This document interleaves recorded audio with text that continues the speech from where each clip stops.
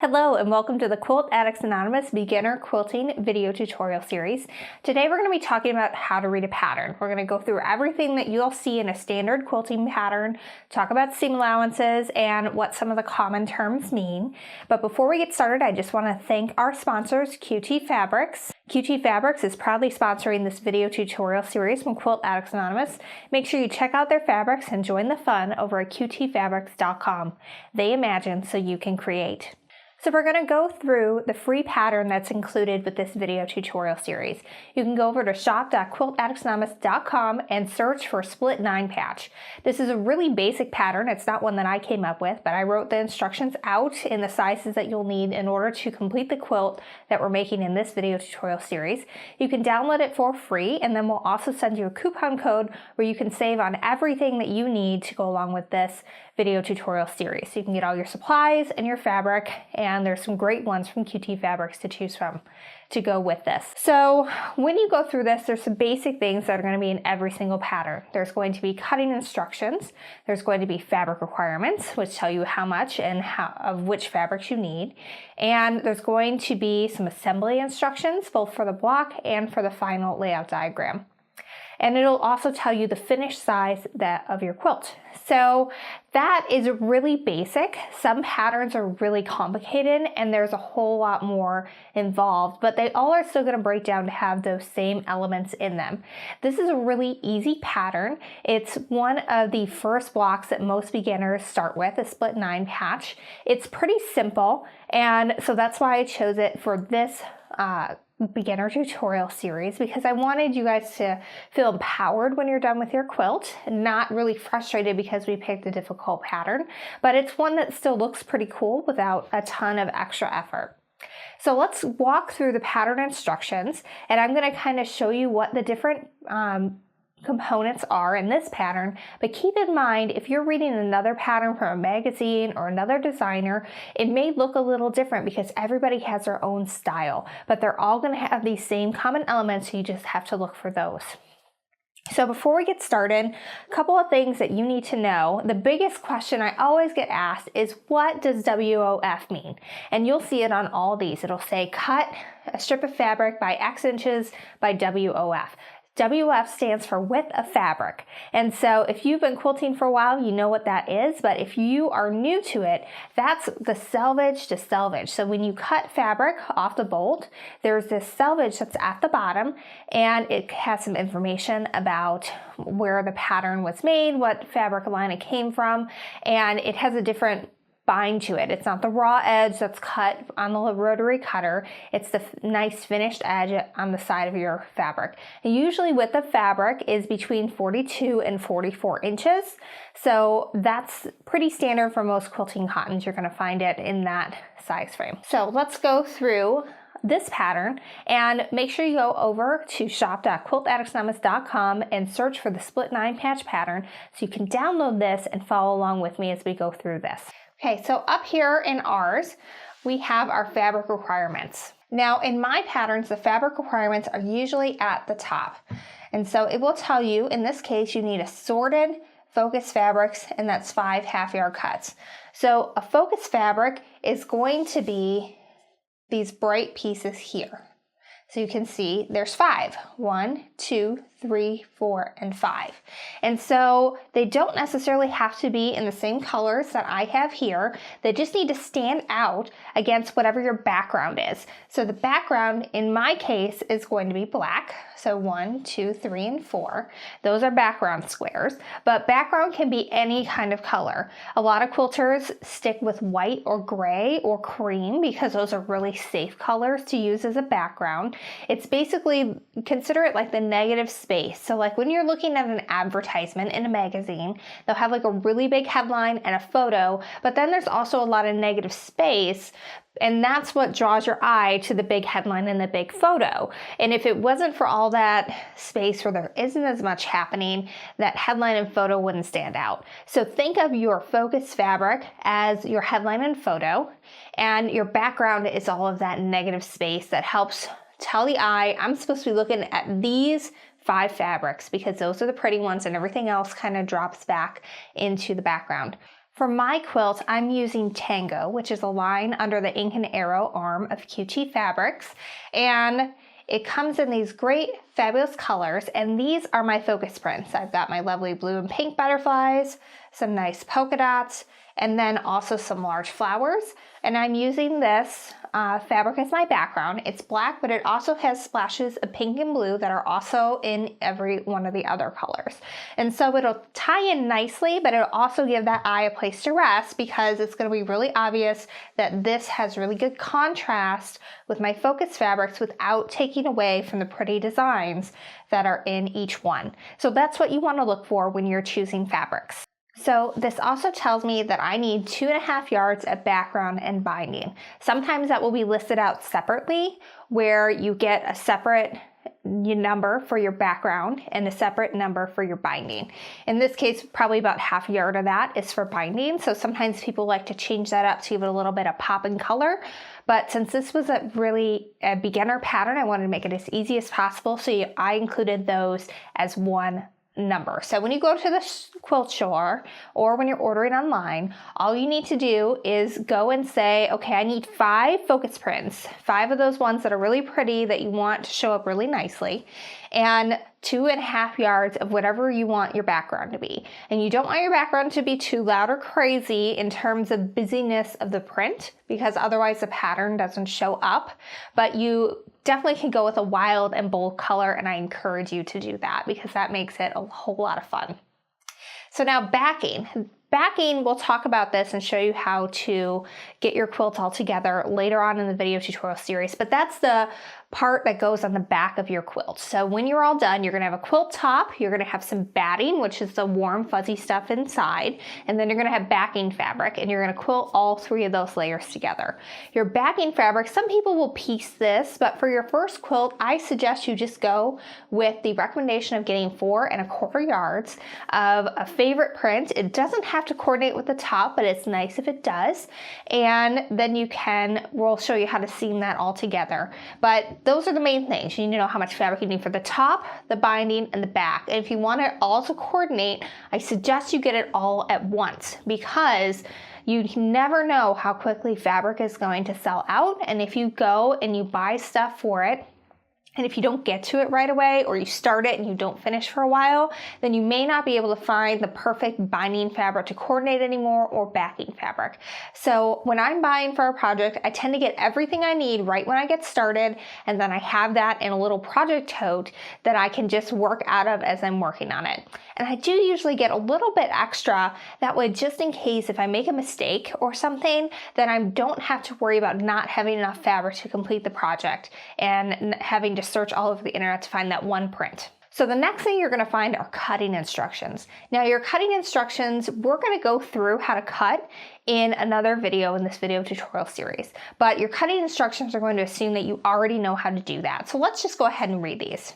So it's saying for the focus fabrics, so that would be all of the really bright ones that I showed you at the beginning, you're going to, from each 1/2 yard cut 3 6-inch by width of fabric strips. So we're going to go over cutting in the next video tutorial series, but what that means is you're going to take it, and from each one of those, you're going to cut a strip that is 6 inches wide from selvage to selvage. That's what width of fabric means. WOF is width of fabric, and that's from selvage to selvage. So if I just lay this out here, can't quite see everything on the camera, but these are my selvages.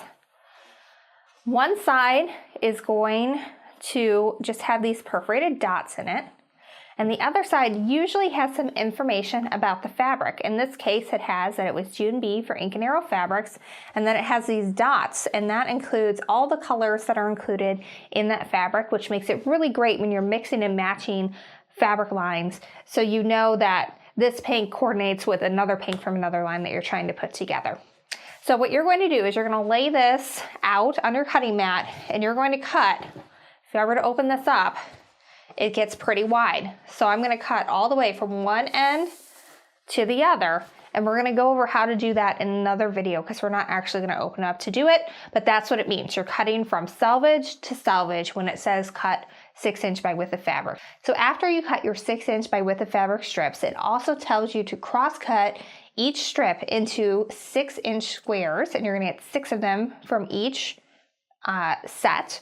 And that's going to be a total of 18. So what that means is from your focus fabrics, you've got 3 6-inch by width of fabric strips. Out of that, you're able to get 6 6-inch squares from each strip, and you have 3 strips, so 3 times 6 is 18, and that's how much you need in order to be able to complete this pattern. So crosscut, and I'll show you how to do this in the cutting tutorial, so go ahead and skip to that if you need to see this, is you, at the end goal is you end up with 6-inch squares, and that's what we need to do this pattern. So crosscut basically means you take your strip and then you're going to crosscut it to whatever size it is that you need to make that quilt pattern. So then it goes back into your background and binding, and in this one it also tells you to cut 6-inch by width of fabric strips for your background, and then also you want to make sure you cut 7 2.5-inch by width of fabric strips for your binding. So that is 2.5 inches is kind of the standard beginner width for binding, and again we'll go over all that in a later video tutorial, but 2.5-inch by width of fabric means you're going to have a 2.5-inch strip that is 42 to 44 inches wide depending on how long your fabric is or how wide it is. So we'll go over all of that and cutting in another video, but today we're just kind of going through everything that you need to know when you are reading a pattern for the first time. So when I get a new pattern, the first thing I do is I will look at all those things. I'll look at how much fabric do I need, what different color combinations do I need, what are the cutting instructions, and then I'll read through all the assembly diagrams. And once I kind of have a handle on the fabric, then it makes it more sense to me on how it all is going to go together. And again, if you haven't done it already, go to shop.quiltaddictsanonymous.com and download the split 9 patch pattern so you can be reading your PDF of this or your printed out copy while we're going over the video. So now let's take a look at the assembly instructions. So these are pretty simple. There definitely are assembly instructions that are far more complicated than this, but again, this is a really simple pattern and we're going to go through it step by step, but I kind of want to take you through it just at a real high level here so you can kind of understand what's going on. So what we're going to be told here is that it's telling us what fabrics we need to start with. So we need 5 of our focus fabrics, 1 of each color. And then we need 4 of our backgrounds, and they're going to be arranged in this configuration. Then we're going to sew them into rows. So you can see there's a row here, in the middle, and on the side, and it's usually going to tell you where to press. And we'll go over how to press and all that in a later video, but you want to pay attention to that because if a good pattern writer has done their job, then they're telling you which way to press so that it goes together as easy as possible. In this case, we're going to be pressing our seams in opposite directions, so that way when we go to join these rows, those seams are literally going to lock in place and it's going to be a lot easier to get really good joints. Now our next step is to sew our rows into a finished block. And in this case, we're going to be sewing the top row to the middle and the bottom row to the middle. And this is the 9 patch. But since it's a split 9 patch, we do have one more step after that. And that's going to be to cut it in half vertically and then cut it in half across the center. And I know that was super fast, but don't worry, we're going to be going through all of this in more detail later. I just want you to know when you're going through it, what it means when you're being told to do this. So in this case, it'll tell you cut block apart down the center of each block. So that's what this diagram means. Cut it apart down the center, and then cut it across again over there. So it will tell you here your block should measure 8.5 inches square once you're done with that. And we'll tell you this again later, but in a quilt like this, it really doesn't matter if they're all exactly 8.5 inches square, but what it does matter is that they're all the same size. So if you are sewing and it's a quilt that goes together like this, where you don't have lots of points or something, sometimes you can just fudge it a little bit, and I'll tell you how to do that again in later videos. But we're not done quite yet. It's going to go through a couple more instructions showing you how to turn those split 9 patches so that you can sew them back together into rows and then into the split 9 patch block. Now here's where people get really confused. So now you've got your block together. This is it. It still features all 5 of our focus fabrics. We have 1, 2, 3, 4 that are left as large squares, and then that 5th one ended up getting cut into tinier squares when we did that split 9 patch, when we cut them both down the centers. So you can see what the quilt layout is going to be, but we don't know how to get there yet. And that's where your quilt assembly diagram comes into place. Now, if you're looking at this in a magazine, you're probably only going to see assembly diagram 2.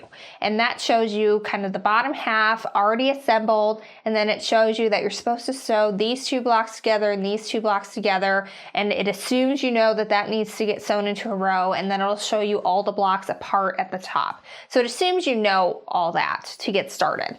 Now, what I did, because this is supposed to be a beginner course, is I did 2 assembly diagrams. So we have one which shows all the blocks just laid out here. And so this is exactly how you should lay out all your blocks on a spare bed or a floor, or there are things called design walls that you can purchase, that you can lay your blocks all out and get them in the order you want them in. And then what you're going to do is you're going to sew them all into rows like that. And then you're going to sew your bottom row to your third row and your first and second rows together. And then you're going to join your halves. And so that's essentially what this is telling you over here. So you have your 4 to start with, and what they want you to do is sew those into blocks of 2, and then you're going to join them into 1 row, and then you're going to join your rows together to get something that looks like that.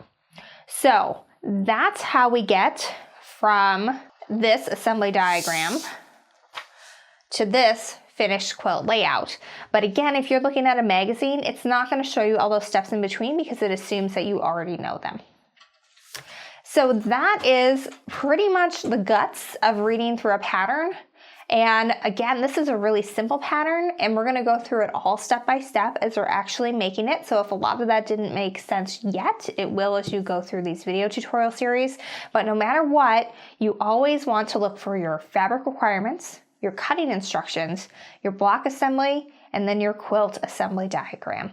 And I would read through all of those steps before you start your pattern, because then you'll kind of have an idea of how it's all going to go together, and that may affect your fabric selection choices, so that way you have something that's truly beautiful in the end. I hope that's helpful. And if you enjoyed this video tutorial, make sure you subscribe so you can get all of our quilting tips and tricks. And also make sure you check out the rest of the videos in the Beginner Quilting video tutorial series by Quilt Addicts Anonymous that's sponsored by QT Fabrics.